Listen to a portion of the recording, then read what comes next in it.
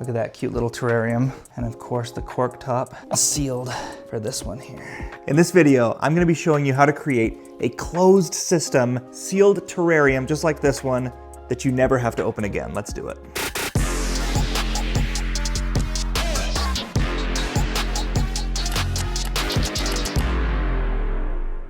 All right, today we are going to be building 2 closed terrariums. What we have are an assortment of plants.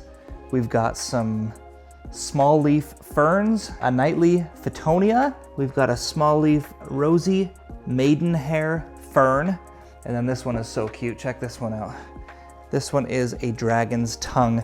And I used ChatGPT to help me understand exactly what is going to have the greatest likelihood of existing and living in a closed terrarium. My plan is to actually close these off and not open them up for years. And so that is what we're gonna do. We also have some biomaterial from outside. We just grabbed this from the backyard, kind of a leaf filtered material.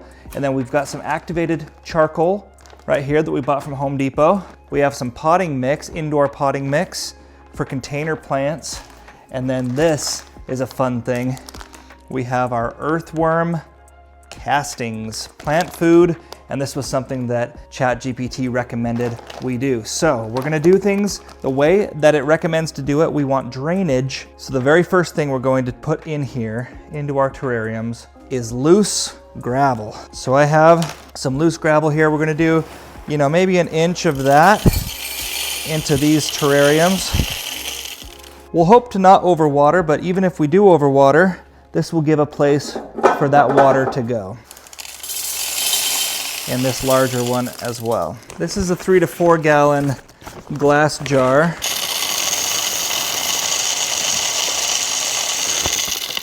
We tried a terrarium in here one other time.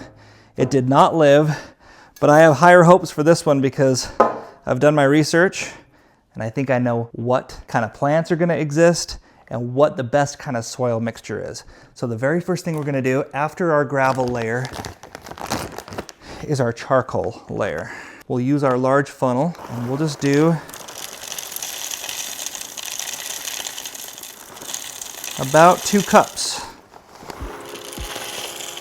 Same as in here. We've got our knife to kind of push some of this down through our funnel. So we've got our gravel layer. Now we've got our charcoal layer. Next, we are going to put a layer of potting mix. So this is just regular potting mix that we got at Home Depot. And we'll just slowly put a generous amount.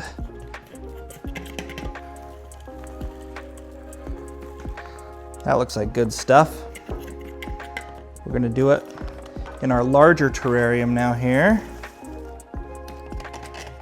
I have this long ruler that I'm just gonna use to spread things out. All right, so this is a really important part. We put our potting mix in. Just to review, we've got our base layer of gravel, pea gravel, and then we've got our activated charcoal in there. Then we've got our potting soil. And now we actually went out into the yard and grabbed some of this dead leaf and bark mixture. This is just soil from my backyard. So we grabbed our little microbes, little layer here from the backyard, right there. Let's put this in. But the reason this is so important is because this has little microorganisms in it. This stuff has been outside. It's got organic material in it. It's not been sitting on a shelf. So we're gonna go ahead and put some of this down into both terrariums. That will help this closed ecosystem to thrive. There we go.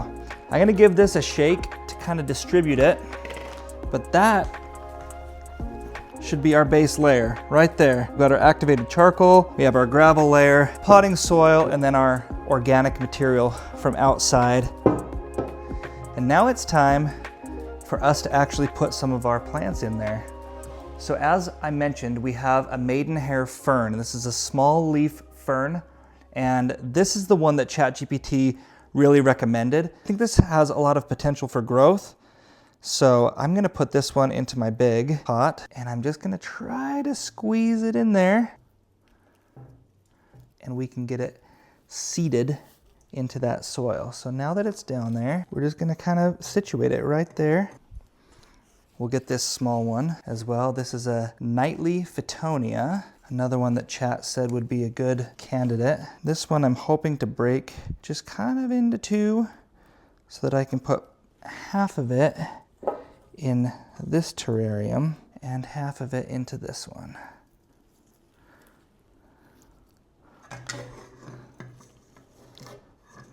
Again, this will hopefully plant itself, even though I'm kind of manhandling it today. Hopefully it can just really get itself seated. This last one we're just going to put into the smaller terrarium, so you can kind of see what's going on here. This one has such a wider mouth that I'm able to really get this down there and plant these in place like that. All right, the last thing are these earthworm castings. We're gonna grab some of this earthworm castings material, this organic material, and we're going to get it right down into the terrarium where we need it.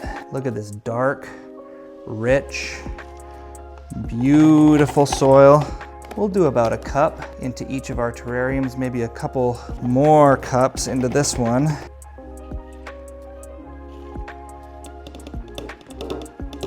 Okay, before we seal this up and put our water in, I want to just add some moss.